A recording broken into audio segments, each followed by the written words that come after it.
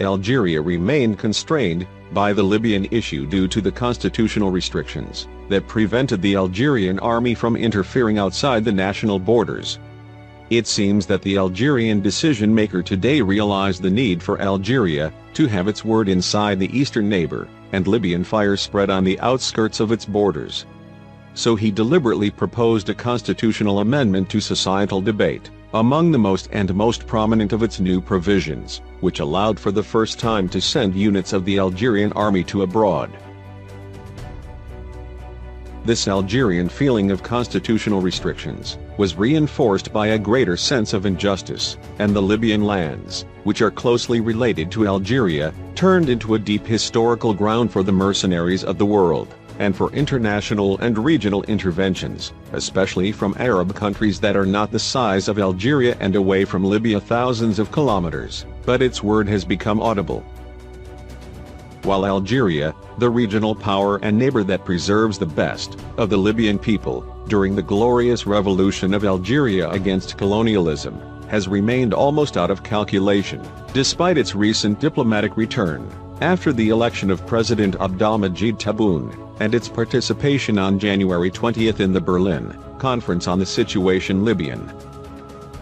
This approach, which broke an old and very old Algerian rule that says non-interference in the internal affairs of states, comes in the wake of strategic geographic shifts at the level of the Algerian Ocean, where the complex Libyan situation and danger alone did not convince the Algerian decision-maker of the need to change the concept of national security. There are other variables, perhaps most notably the increase in the number of foreign military bases, especially American, French and even Emirati, outside the borders with neighboring countries, and the complexities of the situation in Mali, which were one of the direct reasons for abandoning Algeria in its pivotal role there, in favor of French intervention, due to the unconstitutionality of sending troops Algerians outside the border.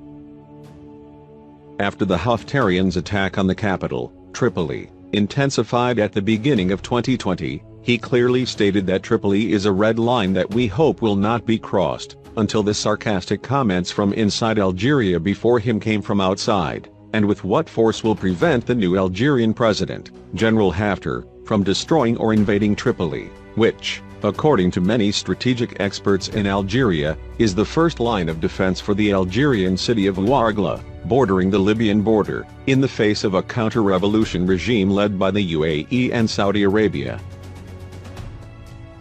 Here, the Algerian decision-maker cared about the impossibility of continuing the state of Algerian paralysis towards the Libyan equation.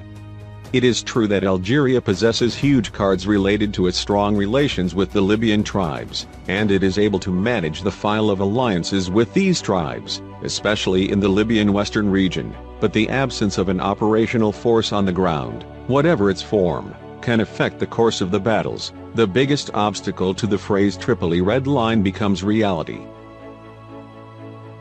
It seems that the draft constitution, which included for the first time in the history of independent Algeria, the possibility of sending army units abroad, wanted to clearly answer all these concerns, and that the president's speech, which was in the form of a strongly worded warning to Haftar and his supporters from behind, would find its meaning in the document. Constitutional preparations are underway,